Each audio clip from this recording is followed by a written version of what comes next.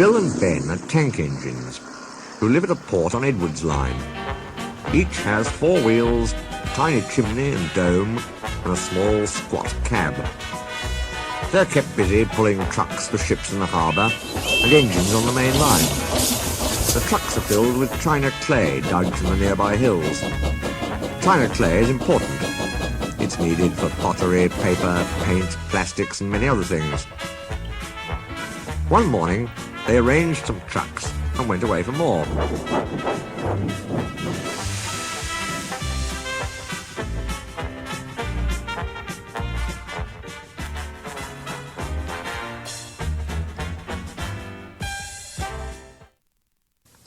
They returned to find them all gone. They were most surprised.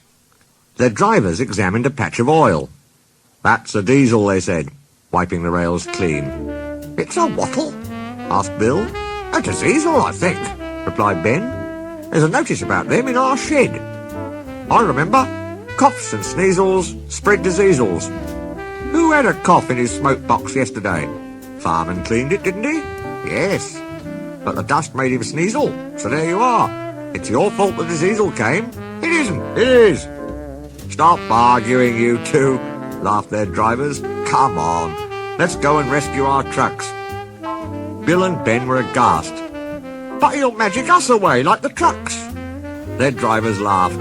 "He won't magic us. We'll more likely magic him. Listen, he doesn't know you're twins.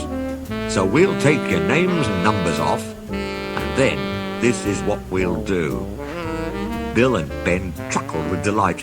"Come on, let's go," they said eagerly.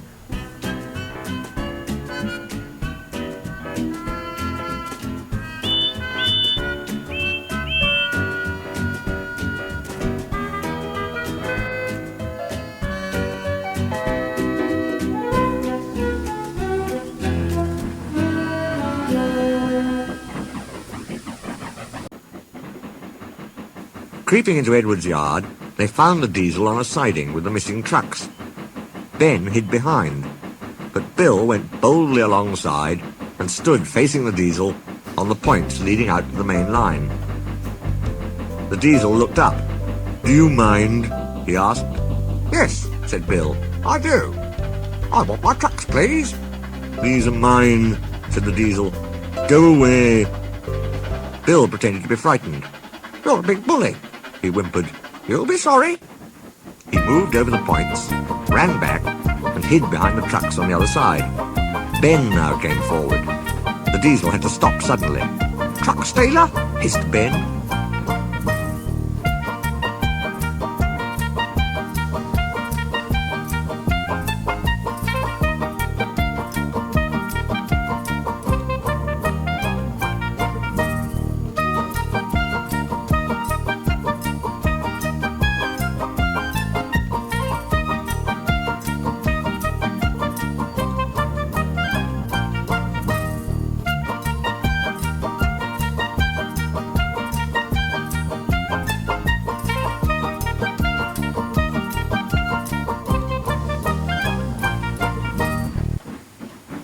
This went on and on till the diesel's eyes nearly popped out. "Stop!" he begged.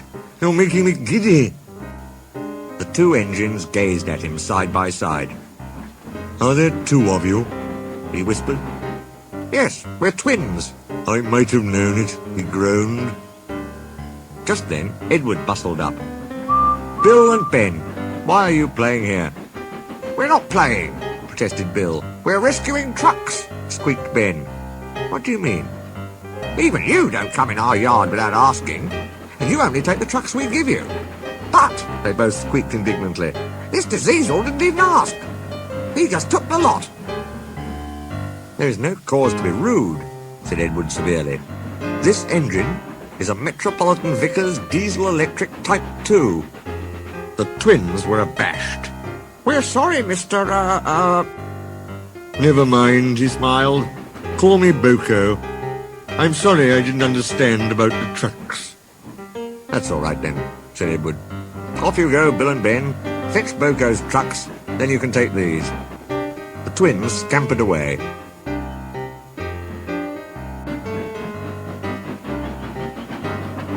Edward smiled. There's no real harm in them, he said, but they're maddening at times. Boco chuckled. Maddening, he said, is the word.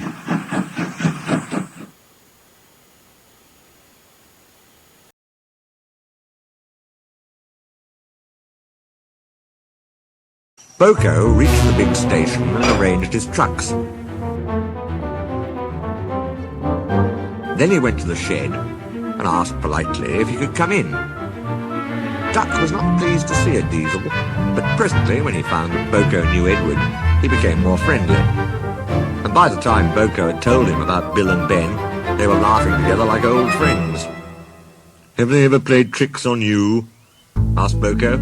"Goodness me, yes," chuckled Duck. "Edward is the only one who can keep them in order. You know," went on Duck, "I sometimes call them the bees." "A good name," chuckled Boco. "They're terrors when they start buzzing around." Just then, James bustled in. "What's that, Duck? Are you terrified of bees? They're only insects after all, so don't let that buzzbox Diesel tell you different. His name is Boco, and he didn't... I wouldn't care," interrupted James. "If hundreds were swarming round, I'd just blow smoke and make them buzz off." "Buzz, buzz, buzz," retorted Duck. James retired into a huff. James was to pull the express next morning, and when Duck brought his coaches, the platform was crowded. "Mind your backs, mind your backs!" Two porters were taking a loaded trolley to the front van. Suddenly an old lady appeared in front. Fred stopped dead, but the luggage slid forward and burst the lid of a large white wooden box. Some bees flew out. They began to explore the station. The platform cleared like magic. The bees were too sleepy to be cross. They found the empty station cold. James's fireman was trying to couple the train. They buzzed round him hopefully. They wanted him to mend their hives, then they could go back and be warm again. But the fireman didn't understand. He thought they would sting him. The bees, disappointed, turned their attention to James. James's boiler was nice and warm. The bees swarmed round it happily. "Buzz off! Buzz off!" he hissed. He made smoke, but the wind blew it away, and the bees stayed. At last, one settled on his hot smoke box. It burnt its feet. The bee thought James had stung it on purpose. It stung James back, right on the nose. "Eee!" whistled James. He'd had enough. So did his driver and fireman. They started without waiting for the guard's whistle. They didn't notice till too late that they'd left their train behind. In the end, it was Boco who pulled the express. He was worried at first about leaving his trucks, but Duck promised to look after them, and so it was arranged. He managed to gain back some of the lost time, and the fat controller was pleased with him. No one seemed to notice when James came back to the shed. They were talking about a new kind of beehive on wheels. It was red, they said. Then they all said, "Buzz, buzz, buzz," and laughed a lot. James thought that for big mainline engines they were being very silly.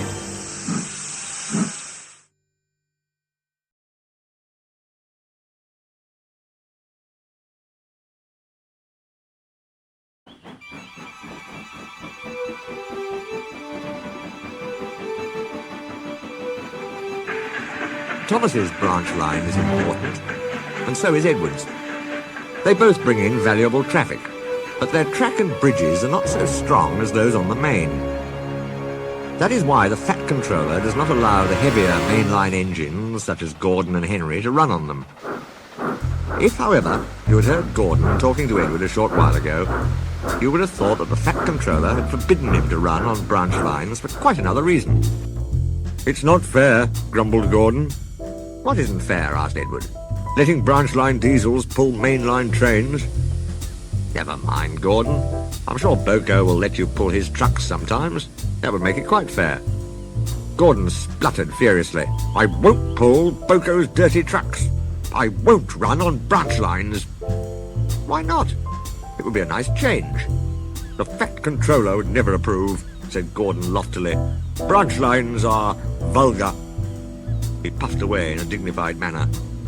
Edward chuckled and followed him to the station.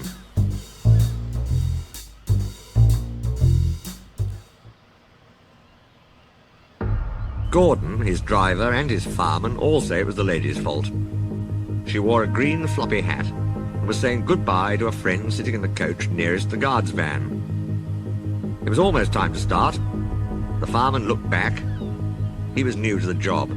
He couldn't see the guard, but he did see something green waving. He thought it was the flag.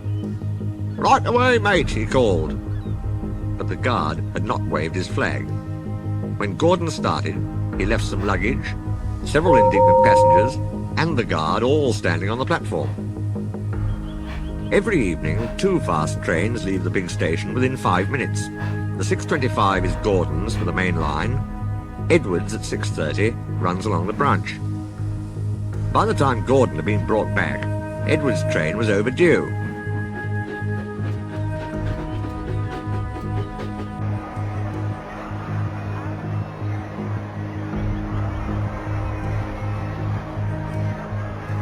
"You missed your pass, Gordon," said the fat controller crossly.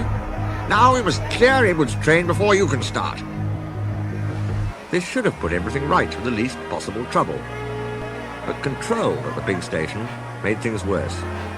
They forgot to warn the signalman at Edwards Junction about the change of plan. It was dark by the time the trains reached the junction, and you can guess what happened. Edward went through on the main, while Gordon was switched to the branch. It took the fat controller several hours to sort out the tangle and pacify the passengers.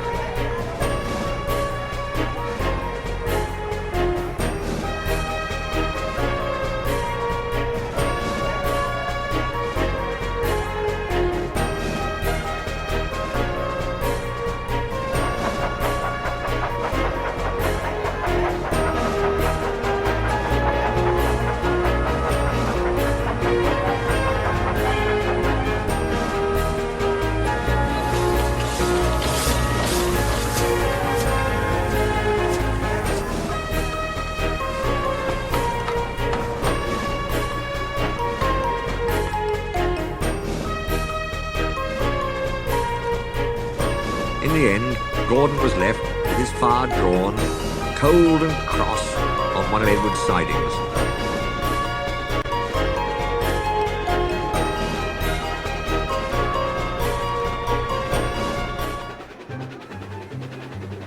Bill and Ben peeped into the yard next morning. They wondered if Boco had brought them some trucks. There were no trucks, but they didn't mind that. Teasing Gordon, they thought, would be much better fun. "What's that?" asked Bill loudly. "Shush," whispered Ben.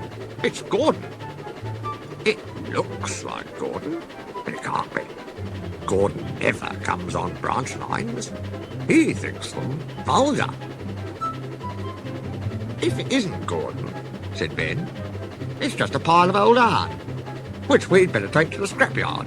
"No, Bill, this lot's useless for scrap. We'll take it to the harbour and dump it in the sea." Gordon was alarmed. "I am Gordon. Stop, stop."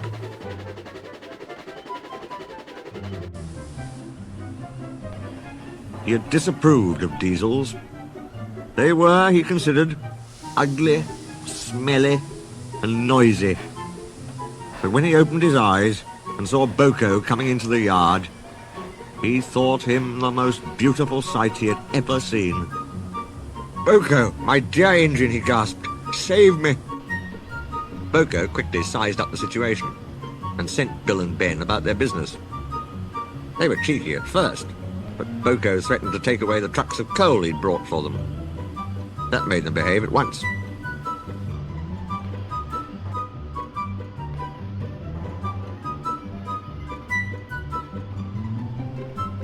Gordon thought he was wonderful. "Those little demons," he said. "How do you do it?" "Ah, well," said Boco, "it's just a knack." Gordon thinks to this day that Boco saved his life. But we know that the twins were only teasing, don't we?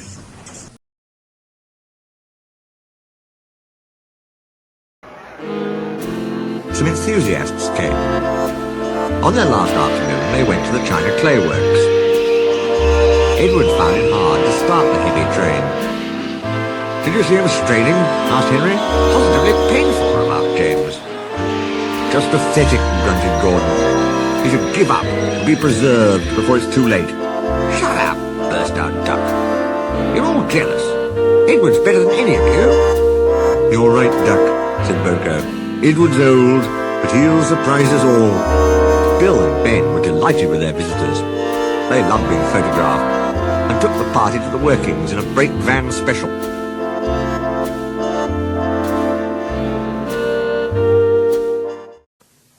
On the way home, however, the weather changed. Wind and rain buffeted Edward. His sanding gear failed, his wheels slipped. "Come on, come on, come on," panted Edward breathlessly. "This is dreadful." There was worse to come. Before his driver could check them, his wheels slipped fiercely again and again. With a squeaking crack, something broke, battered his frame and splashes up and out of shape. Crew inspected the damage. Repairs took some time. "One of your crank pins broke, Edward," said his driver at last. "We've taken your side rods off. Now you're a single, like an old-fashioned engine. Can you get these people home? They must start back tonight." "I'll try, sir," promised Edward. They backed down to where the line was more nearly level. Edward puffed and pulled his hardest, but his wheels kept slipping and he just could not start the heavy train. The passengers were getting anxious. Driver, fireman and guard went along the train, making adjustments between the coaches. "We've loosened the couplings, Edward," they said. "Now you can pick your coaches up one by one, just as you do with trucks." "That will be much easier," said Edward gratefully.